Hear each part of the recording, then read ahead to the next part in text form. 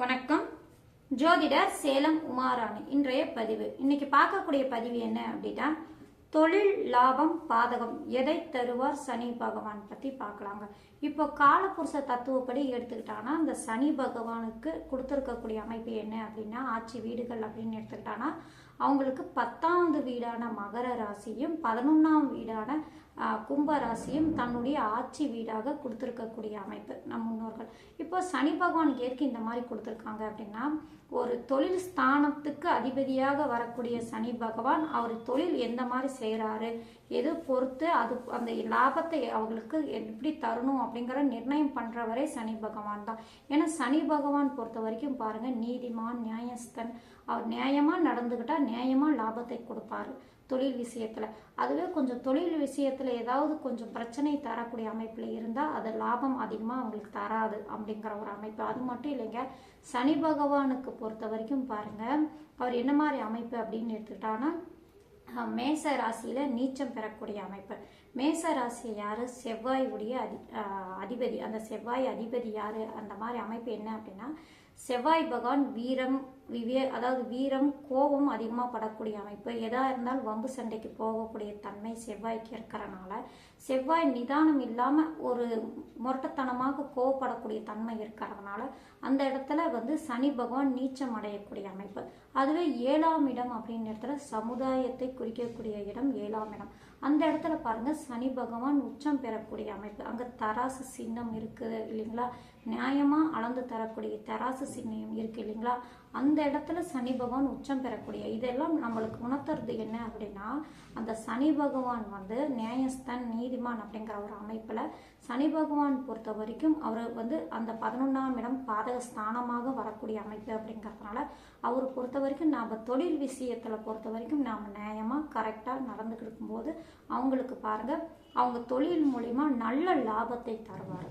வெளியும் சமுதாயத்திலையும் நல்லா அந்த அந்த ஜாதகரை வெளியே கொண்டு நல்ல இடங்கள்ல கொண்டு போய் நட்பு வகைகள்ல அவங்களுக்கு நன்மையை தரக்கூடிய அமைப்பு, வளர்ச்சி தரக்கூடிய அமைப்பெல்லாம் அந்த சனி பகவான் தரக்கூடிய அமைப்பெல்லாம் இருக்கு அப்படின்னு நம்மளுக்கு காலபுருஷ தத்துவப்படி அந்த சனி பகவானுக்கு தந்திருக்கக்கூடிய வீடுகளையும் அந்த உச்ச வீடையும் நம்ம எடுத்தாலே சனி பகவானை நம்ம உணர்த்தி எடுத்துக்கலாம். சரிங்களா?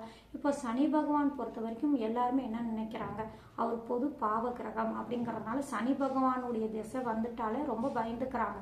சனி பகவான் திசை வருதே, பாவ கிரகம் திசை வருதே, பிரச்சனை கொடுத்துருமா, பாதிப்பு கொடுத்துருமா, இது மாதிரிலாம் நினைக்கிறாங்க. அப்படிலாம் கிடையாதுங்க. அந்த சனி பகவான் பொறுத்த வரைக்கும் பார்த்துக்கிட்டோம்னா தொழிலுக்கு காரகர் அப்படிங்கிறதுனால அந்த தொழில் ஸ்தானத்தோட சம்பந்தம் பெறும்போது அவர் அந்த லக்னத்துக்கு நல்ல ஆதிபத்தியம் பெற்றிருக்கும் போது, நல்ல அமைப்புல இருக்கும்போது அவங்களுடைய திசா காலங்களில் யோகமான பலன்கள் அதிகமாக கொடுக்கக்கூடிய வாய்ப்பு உண்டு. இதுவே அந்த லக்னத்துக்கு பாவ ஆதிபத்தியம் பெற்ற கிரகமாகவே சனி பகவான் வந்தாலும் தொழிலுக்கு பொறுத்த வரைக்கும் சொந்த தொழில நியாயமா அந்த ஜாதகர் நடந்துக்கும் போது அவருடைய திசா காலங்களும் நல்ல லாபத்தை கொடுப்பாரு. அவங்களுக்கு வேலை ஆட்களை மதிக்கணும். அந்த ஜாதகர் எப்படி இருக்கணும் அப்படின்னா, வேலை ஆட்களை மதிக்கணும், அவங்களுக்கு உண்டான கரெக்டான சம்பளத்தை தரணும். நல்லபடியா இருக்கும்போது அவர் தொழில நல்ல வளர்ச்சி அடைவாரு. நல்ல லாபத்தை எல்லாம் தரக்கூடிய வாய்ப்பெல்லாம் அதிகமா இருக்குங்க.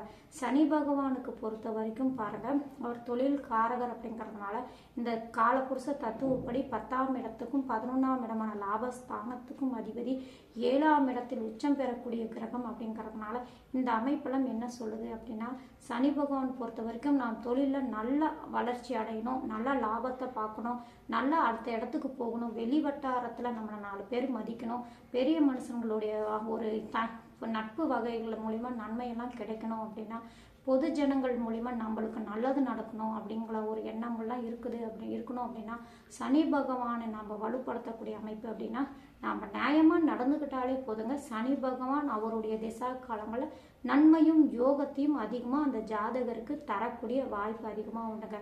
அவங்களுக்கு அந்த லக்னத்துக்கு எந்த அமைப்புல இருந்தாலும் சரிங்க, அவங்க லக்ன சுபர்களோடு ஏதாவது ஒரு விதத்துல சம்பந்தம் பெற்றிருந்தாலே போதுங்க. சனி பகவானுடைய திசா காலங்களில் 12 லக்னத்துக்குமே நன்மையும் யோகத்தையும் அந்த சனி பகவான் தன்னுடைய திசா காலங்களில் தரக்கூடிய வாய்ப்பு அதிகமாக உண்டு. ஆனால் ஒரு சில அமைப்பில் பாருங்க, இந்த கடக சிம்ம லக்னத்துக்கு பொறுத்த வரைக்கும் சனி பகவான் பகை கிரகமாக வரும்போது அவர் குடும்பம் அப்படின்னு வரும்போது தான் பிரச்சனை கொடுப்பாரு. ஆனால் தொழில் அப்படின்னு வந்துட்டாலே நன்மையும் யோகத்தையும் கொடுத்துருவாரு.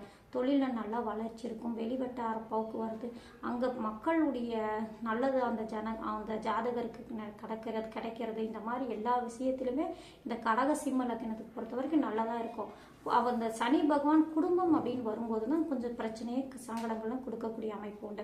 இப்போ பொதுவாக பாருங்கள், சனி பகவான் எதை தருவார் அப்படின்னு எடுத்துக்கிட்டாங்கன்னா, சனி பகவான் தொழிலில் நியாயமாக கரெக்டாக நடந்துக்கிட்டாரு, அந்த ஜாதகர் நடந்துக்கிட்டாரு அப்படின்னா தொழிலில் நல்ல லாபத்தையும் கொடுப்பார், நல்ல பொருளாதாரத்தில் வளர்ச்சியும் கொடுப்பார், வெளிவட்டார போக்குவரத்து எல்லா இடத்துலையுமே நன்மையும் தரக்கூடிய அமைப்பெல்லாம் அந்த ஜாதகருக்கு அந்த சனி பகவான் தரக்கூடிய வாய்ப்பு அதிகமாக உண்டுங்க. சனி பகவானுக்கு பொறுத்த வரைக்கும் நம்ம எப்படி நாம் நடந்துக்கிறோமோ அந்த பலன் அப்படியே நம்மளுக்கே வரக்கூடிய அமைப்பில் தான் அந்த சனி பகவான் இருப்பார். ஏன்னா அவர் நீதிமான், நியாயஸ்தன் அப்படிங்கிறதுனால நம்ம நியாயமாக நடந்துக்கிட்டால் சனி பகவானை பார்த்து நம்ம பயப்பட வேண்டியதே இல்லை. சரிங்களா? நன்றி, வணக்கம்.